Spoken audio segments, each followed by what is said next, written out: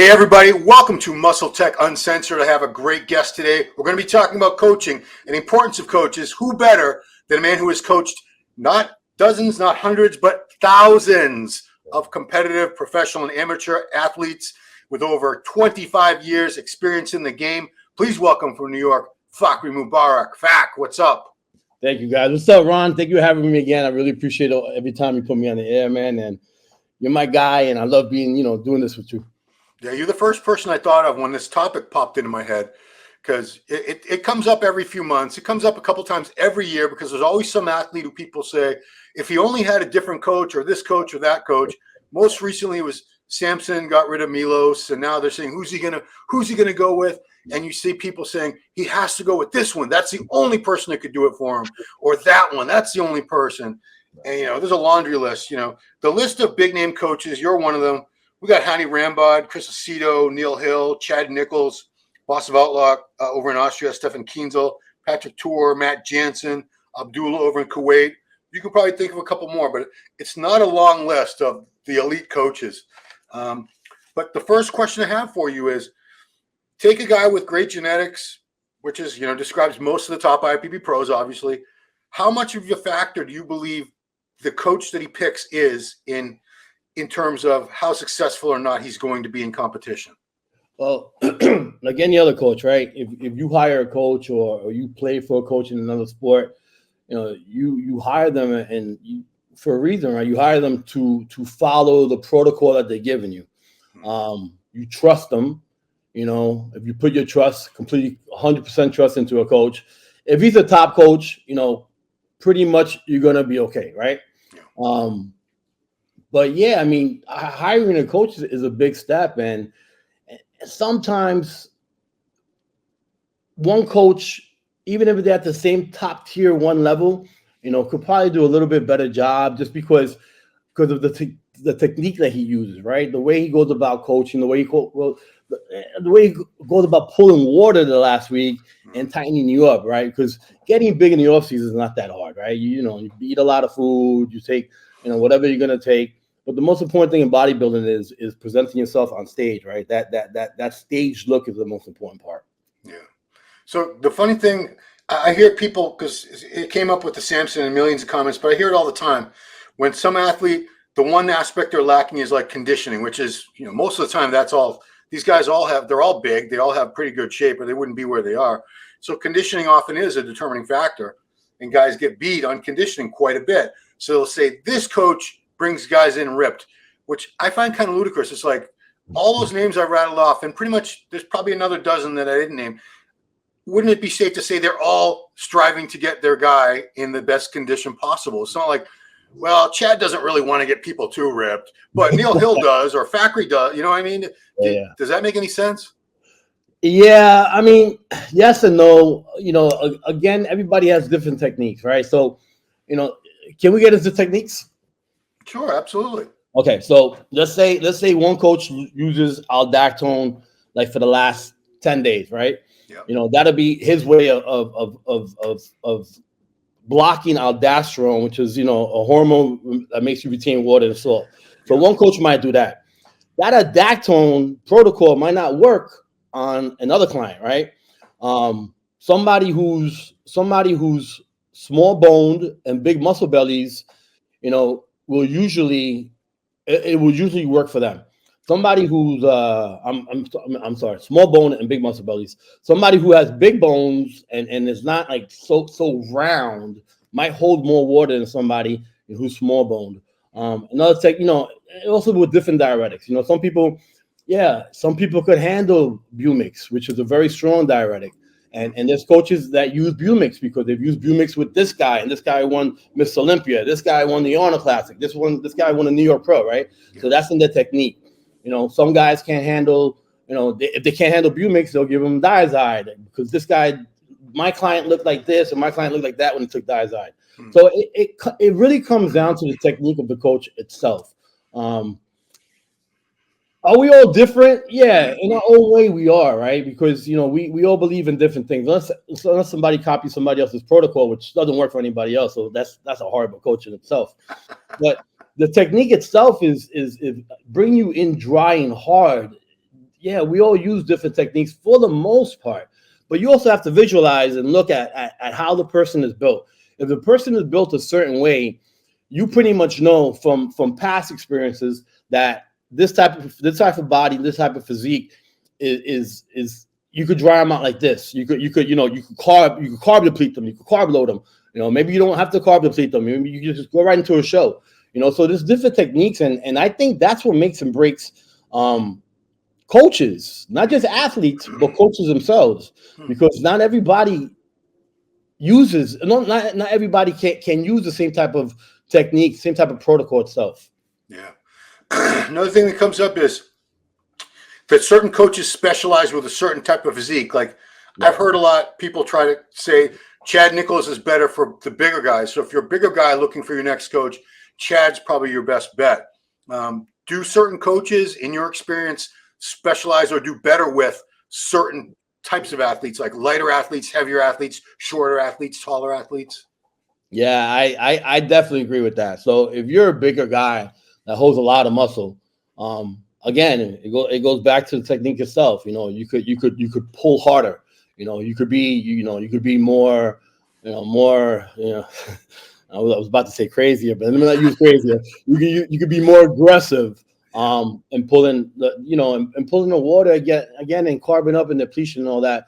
But yeah, I do agree with that. I mean, myself, not to speak about myself, but I put up a guy that was 75 years old today on my page. I mean, I have a whole bunch of girls from every division, whole bunch of guys in every division. But yeah, yes and no. Some coaches are better with certain physiques. I do agree with that. Okay.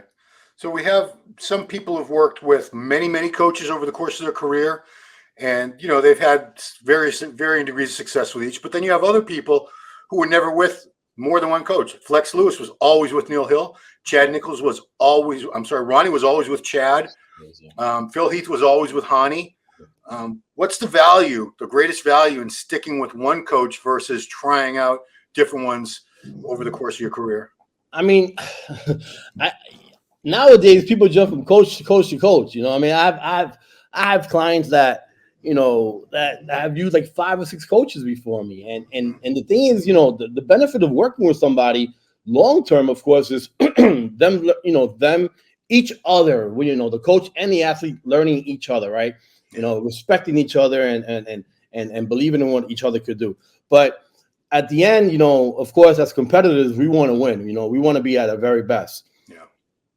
Allow the coach to learn your body. Don't make a decision. I mean, listen, if you come up looking like crap, and you're holding up 10 gallons of water and stuff like that, then yeah, that's not a good coach, right? Because no good coach will get you. There's no way a good coach will get anybody completely out of shape. They're just not. And no athlete should ever go backwards, right? You should always go forward. So you need to learn the athlete's body. They need to give you the feedback, and the benefit of having a coach for a long time is learning the body and also being successful. But coaches, I mean, clients nowadays or bodybuilders nowadays, they jump around too much, man. It's almost like they're playing double dutch, I mean, it's like they're starting over every single time. Yeah. Now this guy has to learn how you respond to carbs, fats, sodium, everything, different PEDs. It's a whole process, and if you got to do that over and over and over again, it seems to me like you're just wasting a lot of time, because competitive, especially these pro careers, they don't last very long, man. I mean, the average pro career is probably like 2 to 5 years. Wow. Yeah. The guy, we look at Dexter. Well, Dexter, that's Dexter. Okay. He's a vampire.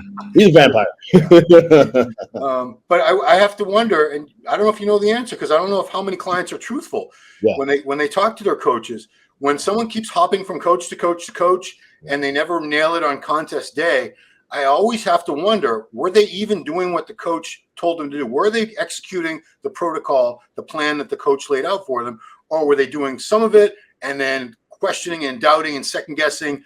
And, maybe my coach said to do 2 hours of cardio, and the guy's like, nah, that's too much. I don't want to do that. I'm going to get flat.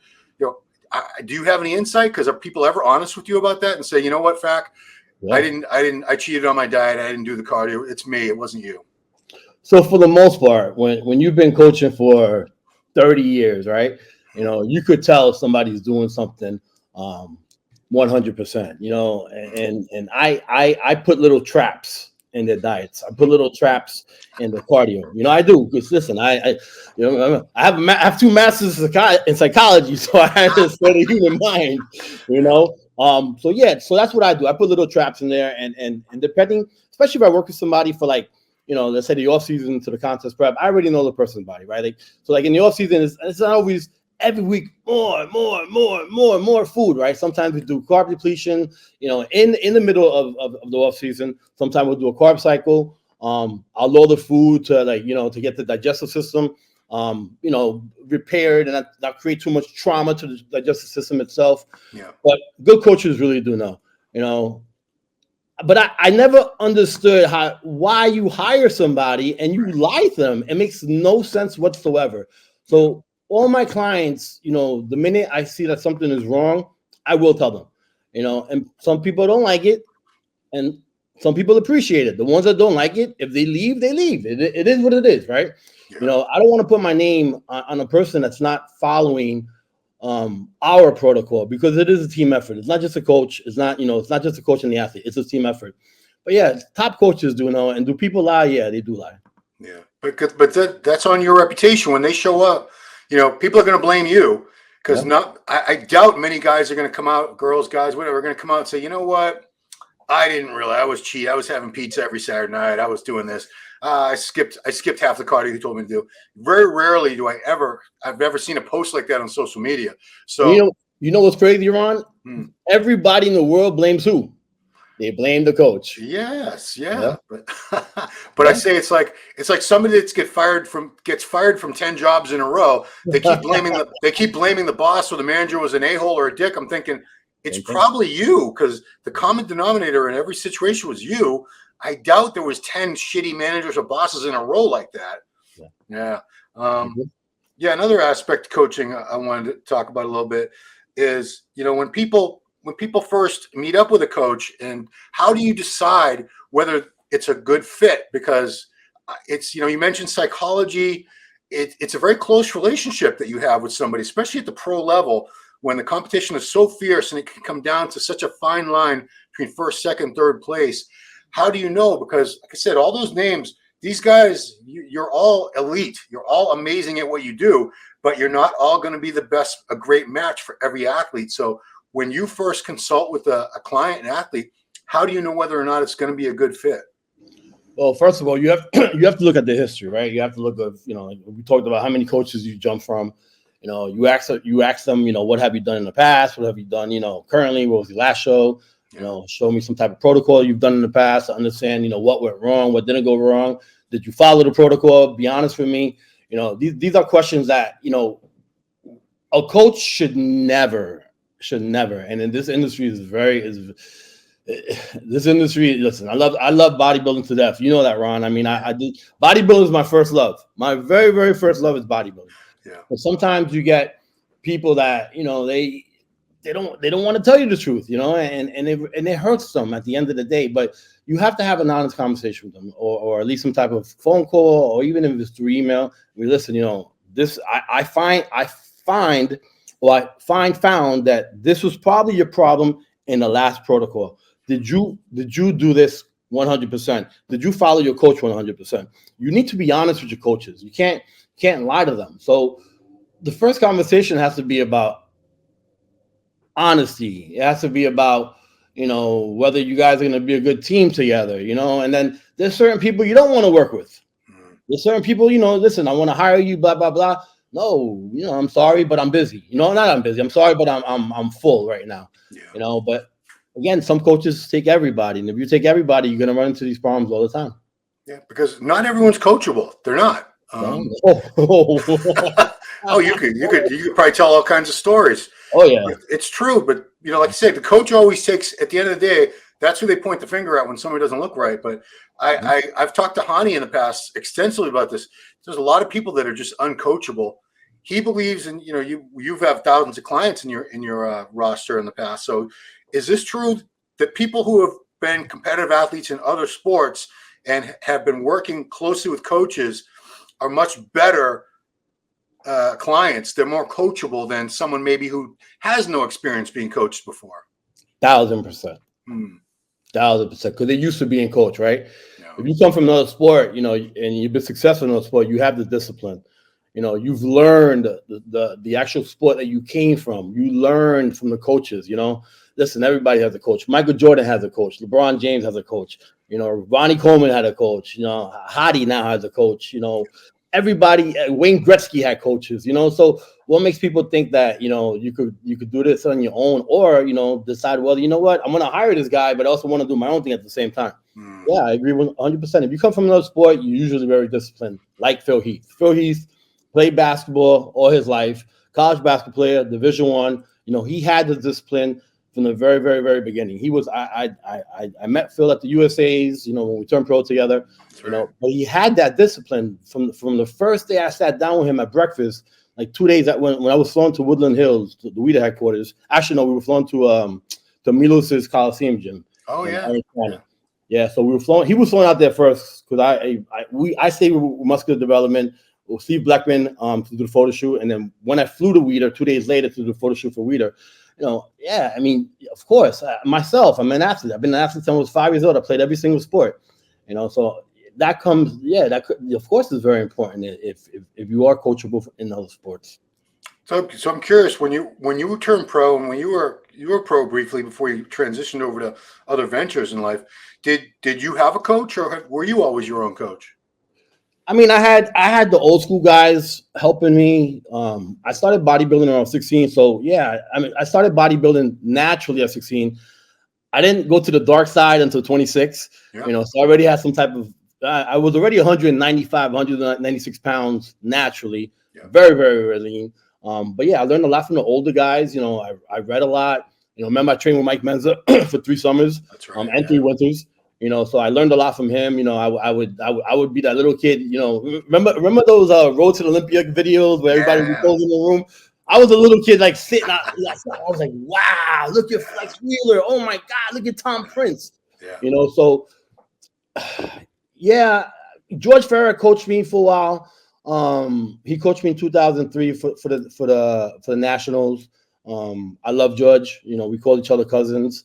But George is probably the only real coach I had throughout my whole bodybuilding career.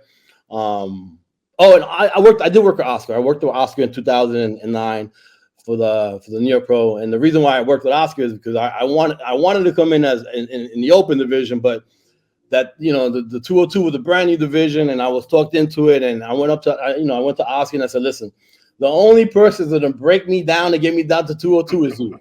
You know, in a good way. I'm not saying in a bad way. I'm saying in a good way. Yeah. You know, so those are the 2 coaches I've only worked with. And it was very briefly. I worked with Oscar for like 2 months, and I worked with George for like 7 months before the 2003 Nationals, which I finished 4th. Oh, yeah. So this is a MuscleTech YouTube channel. So I want to talk about their top open bodybuilders, Blessing Awodibu. He's worked with a few coaches. I think he worked with Neil Hill when he was just as an amateur, just trying to get a feel for how things were done at a high level. I believe he was with Abdullah briefly, but for the 2 pro seasons where he did the most shows, Chad prepped him for the first Indy Pro, New York Pro that he did not win. And then George Farah prepped him the next year. He tried doing it himself after that. Didn't work out very well.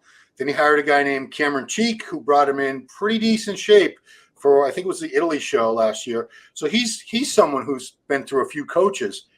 And I wonder, I like him a lot. He's a cool guy. He's cool. Great sense of humor. I just wonder, could it be a coaching situation, or is there something in his psychology or mentality that maybe he hasn't found the right coach that could connect with him? Because you said you have 2 psychology degrees.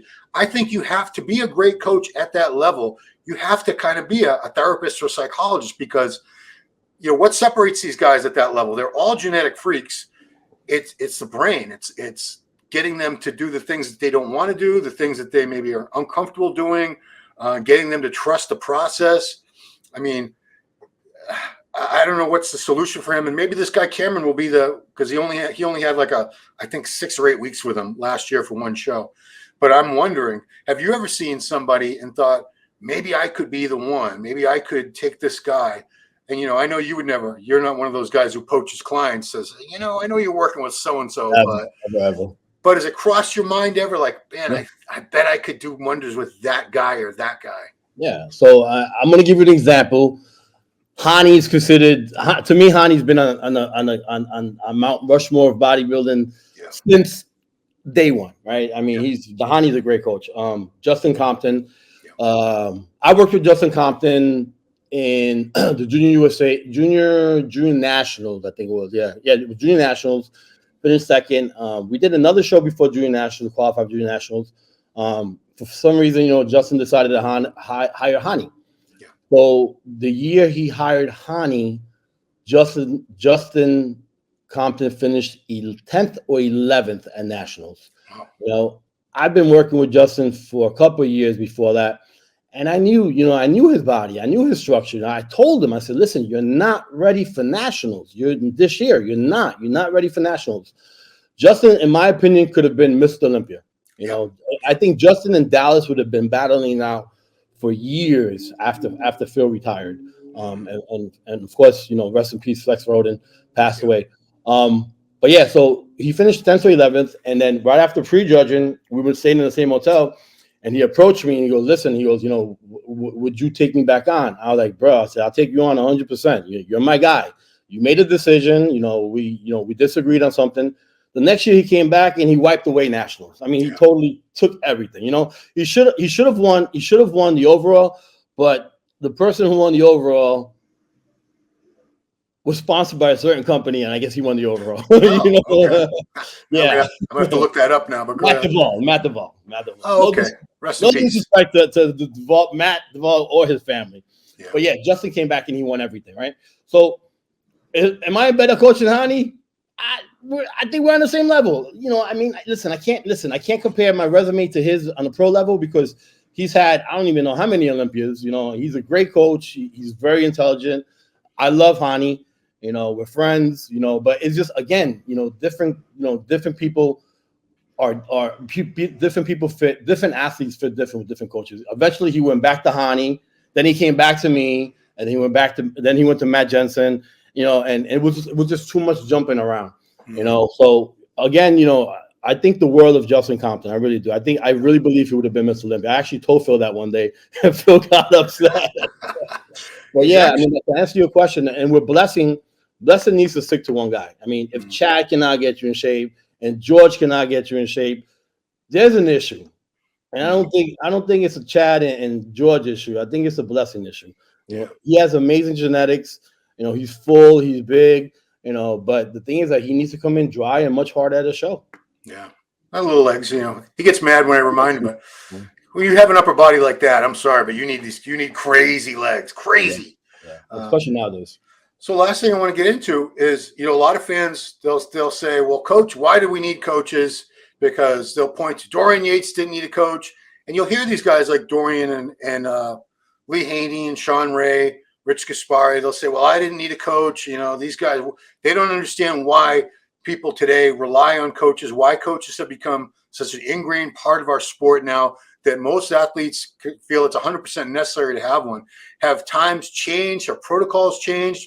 Why are coaches so much more relevant and necessary in 2024 as we're speaking than maybe they were in 1984 or 1994? I think coaches weren't popular back then. You know, it wasn't a thing to have a coach, right? And nobody really specialized. You have Bob Grisham. You know, he was a great coach. You know, he's the mentor of Chris Aceto. You know, you had guys. You had Chad coming up. You know, and with Kim Travesky, his wife. Flex Wheeler, then he took on Flex Wheeler, Chris Cormier, and then he had everybody, right, at one point. But again, it goes back to, to what we talked about earlier. All the great athletes in any sport has coaches. LeBron James has a coach. To me, he's not the GOAT. Michael Jordan's the GOAT. And people say, well, you're old school saying that. Listen, I have seen both of them play, and LeBron is not the GOAT.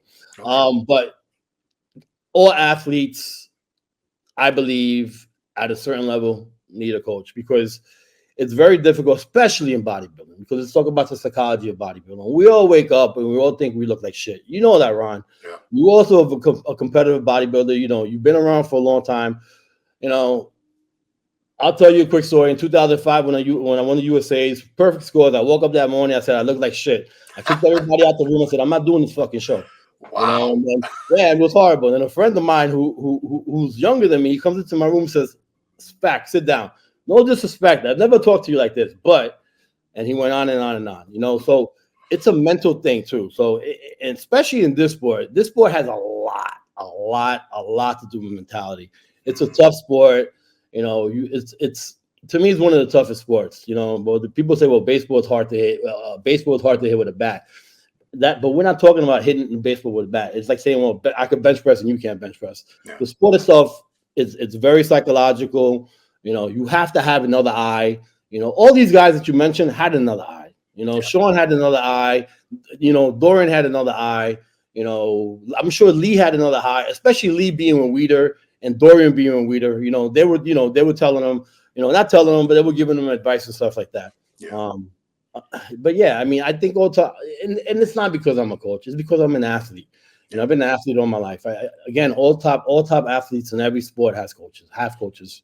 Yeah, because I never had a coach. I came in really good condition on many occasions, but I look back and I think if I had had a coach, they could have stopped me from doing some dumb shit that I was doing, or told me to do things that I didn't feel like, because it's almost impossible when you're in that final stage of prep. Let's say the last 4 or 5 weeks, when you look in the mirror, you're not seeing what's really there. You're seeing something either better or worse than what's actually staring back at you. No. And an experienced coach like you with the eye, they'll tell you you're flat, no cardio today, 30 more grams of carbs with every meal.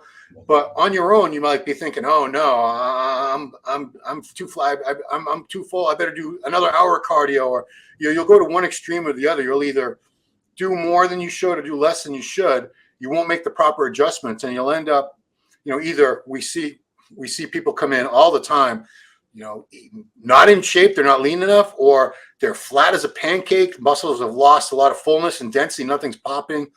I look back and say, if I had swallowed my pride and I thought I was such a know-it-all, I would have at least enlisted a coach for a couple of those shows just to see what they could have done for me. And, I'm not saying I would have been anything great, but I probably would have looked significantly better because that coach would have guided me and made the right adjustments that you can't be objective. It's maybe Dorian could, maybe Sean could, maybe a handful of people, but I don't think most people have that ability. Yeah, I mean, so ourselves, right? We could do all the research we want. We could hire 1 or 2 coaches and see what they've done for us in the past. We could be the know-it-all and not hire a coach. Yeah. But you're one person and you've prepped one person yourself.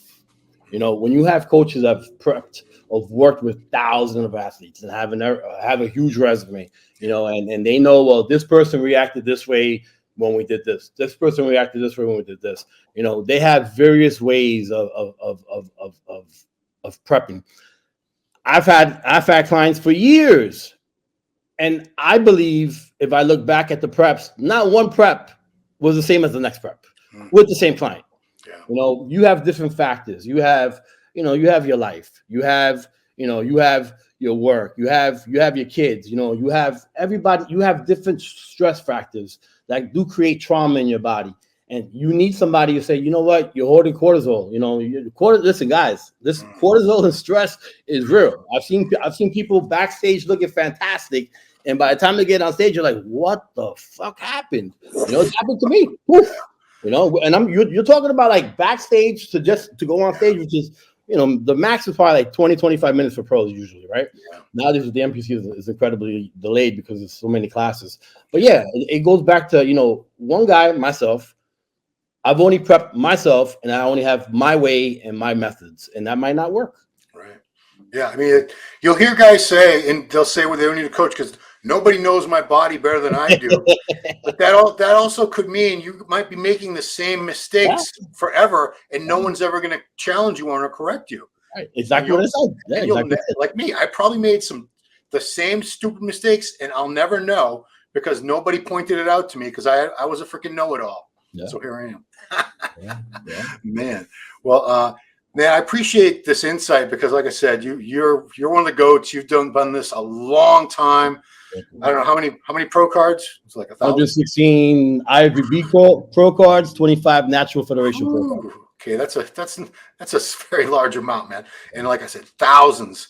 You know, I can't even imagine dealing with thousands of different people over the course of thousands of preps. I would just lose my mind. The patience of it. You must have incredible patience, Fak. I think my lifestyle clients are more easier than my bodybuilding clients. Yes. 100% because they follow everything. And then, you know, my clients in the different sports, Major League Baseball, NFL, and stuff like that, they're very disciplined because of what we talked about earlier, right? They've been coached throughout their lives. But yeah, I mean, I think bodybuilders, you know, especially male bodybuilders, to me, females follow directions more.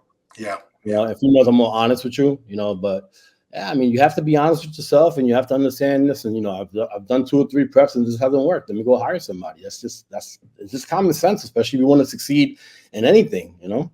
Yeah. I've noticed that guys have a tendency to either second guess the coach and do things that they're not supposed to, or they will seek out second opinions behind the coach's back, left and right. Because amateurs used to be hitting me up all the time. My coach said to do this. What do you think? I said, I think you should listen to your coach. That's what I think.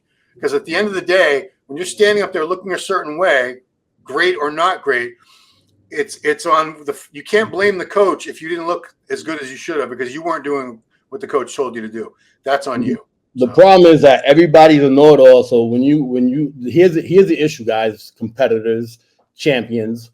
When you go and show your protocol to somebody else, your coach's protocol to somebody else, that somebody else is always going to say your coach is wrong. Always. Oh, why is he having you eat chicken? Why don't you have like meat from like Saturn? You know, like some crazy stuff like that, right?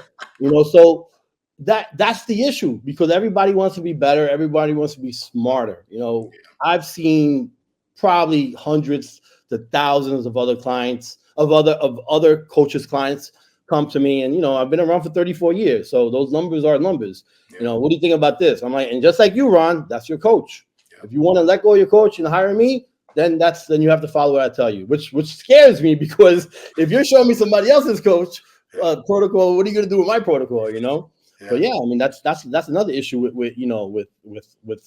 people with competitors.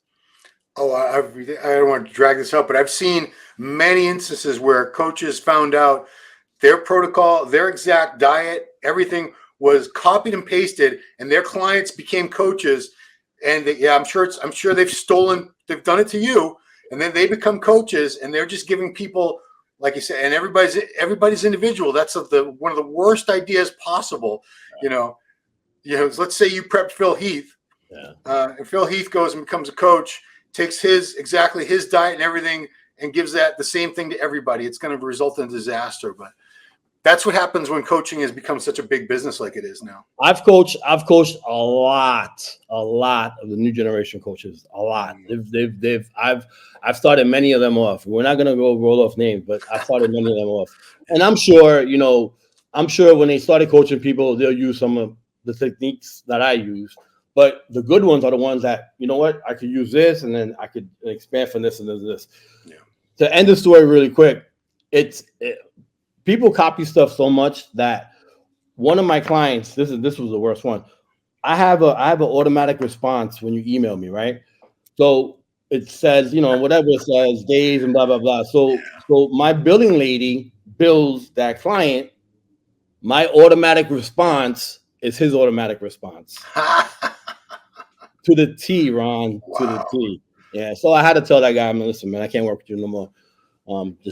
I'm an honest person. People know I'm honest. People know that I'm hardcore, and I'm an old school guy that has old school values.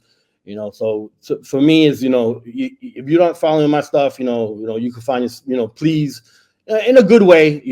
I can't work with you because of this. I would never fire anybody or get rid of anybody for any dumb reason. But and another side of this is.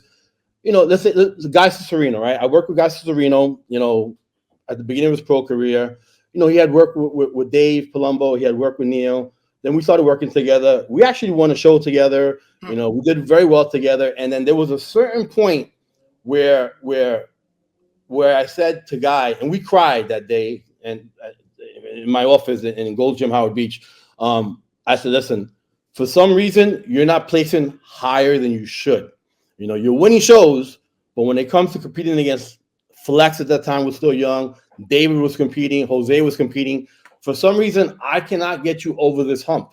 You know, I think your best coach should be Chris Aceto. Wow. He went over to Chris Aceto and he won like 5 more shows or 6 more shows. You know, so I'm very honest. I'm not here to take anybody's money, nor any other coach with ethics should. Right. But you have to be honest. You have to be a good person. You have to, you know, you can't be a bad person in anything in life. Yeah. That speaks volumes about your character that you would do that. I don't know all these coaches on a real personal level, but I can't imagine many of them would do that. Say, you know what, we've gone as far as we can go together. I think you need to go to this guy. He can probably take you to the next level. Yeah. So I applaud you for that. That's against your own best interests, you know, but you did it because it was in Guy's best interest. You acted in his best interest, man. And he was a good friend of mine. So that's a little bit different, right? So if it was a good friend of yours, you want the best interest. You want the best interest for them. But in the last couple of days, I had to tell somebody, listen, you're an adaptive thermogenesis. You know, we can't even go above a half a cup of carbs because you blow up, right? So what you've done in the past, I'm not sure what you've done in the past with other coaches, even though I've known the coaches that she's worked with. You know, not sure what you've done in the past. Last year, you know, you got a certain, you know, PED protocol that I did not create. You know, we're not making changes this year. You know, and I do not want to put you on 2 or 3 hours of cardio. You know that 2 or 3 hours of cardio, you know, creates muscle breakdown and atrophy. So doing 2 or 3 hours of cardio is completely, will PEDs keep your muscles full? No, it's not when you're doing that much cardio, you're not eating food. So her being in an adaptive thermogenesis mode, which means that her body's already used to a certain amount of food. I've been trying to break her out of that since last July. You know, and I just couldn't. And then the last update, I'm like, listen, I think you need to find yourself another coach. Wow. You know, and the response was like, oh, you don't believe in me, you know, I'm going to show you and blah, blah, blah, blah. I'm letting you go and you're paying me. You know, you've already paid me the full year. I'm going to give you your money back. I'm giving her money back, you know, wow. And yeah, of course, you're going to pay me for another year. And she's this close to a pro card, by the way. She's this close to a pro card. She finished second and third last year. You know, so I could pat myself in the back and get another pro card, you know, or not, or I could keep the money. No, Ron, that's not me. That is not me. I do everything for the best interest of my clients. No. Cool. Well, this has been a very revealing insight into the mind of a coach. So appreciate you letting us in like that. And, you know, I know you don't know any other way but to be honest and forthright. So that's why I always love talking to you, Fak. You know, thank you, Ron. You're a stand-up guy, and I appreciate you taking the time. Thank you, so I'd say, guys, seek him out. But he's already quite in demand. But you can find him on Instagram. I'll put the link in the description. And maybe you can work with him one day if you're lucky. Who knows? If you're serious, I'll take you on 100%. If you're serious, I'll take you on. I don't mind working. I work 50 hours a week right now coaching. So I like it. Yeah, nice. But it's what I love, Ron. This is what I love. I don't get up complaining. I don't go to sleep complaining. This is what I love, and I've chosen to do. And you get up at like 3 in the morning, don't you? Well, sometimes. So I have a bunch of international clients too. So you know when they get, let's say like in India, it's 8 hours ahead. 8 hours, yeah. India is 8 hours ahead. Yeah. So I'll do my daily work with my current clients in the States, and then I'll go to the gym always at nighttime because in the daytime I have to work. And then when I get back from the gym, I got to sit down and do my international clients. I have no choice. That's what I'm being paid for, and that's what I choose to do. Wow, cool. Well, I wish you continued success. You're certainly one of the best in the game, and still working harder than ever. You know, hard work, and talent together, they're a hell of a combination. So, again, thank you for taking the time, Fak. It's been MuscleTech Uncensored. We got a lot of insight into the topic of coaches. How much do they impact the success of a client? And that's still going to be a further topic of discussion in the future. It always will be. But I'm glad we were able to have this talk today, Fak. So thank you. All right, everybody. Thanks for watching MuscleTech Uncensored. I'm Ron Harris, and we'll see you next time.